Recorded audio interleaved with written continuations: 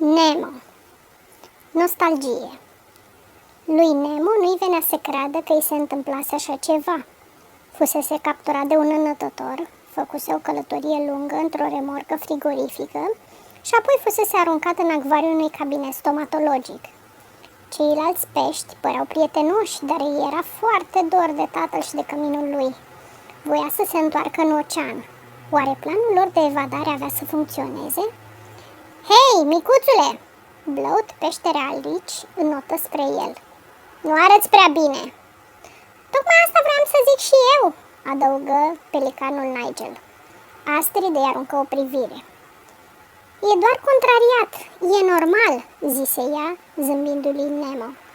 Nu-ți face probleme, drăgălașule, înțelegem.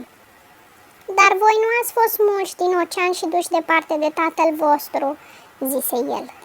Nu, admise un pește pe nume Grugel, dar ducem dorul familiilor noastre. Adevărat?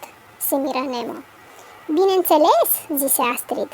Doamna care m-a vândut ținea și alte stele de mare în acvariul său.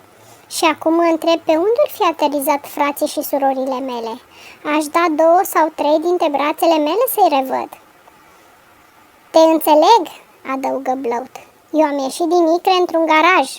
Am fost vândut împreună cu o sumedenie de frați, surori, veri și verișoare la magazinul de animale la Mike. Și chiar când începusem să mă înțeleg cu ceilalți pești, a sosit dentistul și m-a cumpărat. În fine, se putea și mai rău, continuă Mike. Așa, voi sunteți cei mai buni prieteni ai mei. Un pește pe nume Debbie clătină din cap.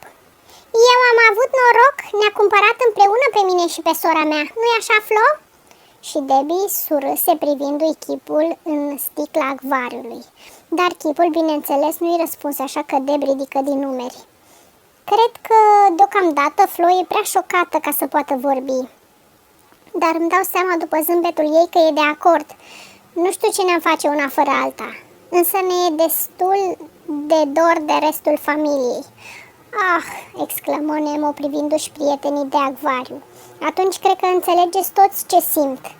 Chiar dacă îl întristase vestea că și ceilalți pești fuseseră smulși din mijlocul familiilor lor, Nemo se simțea mai puțin singur.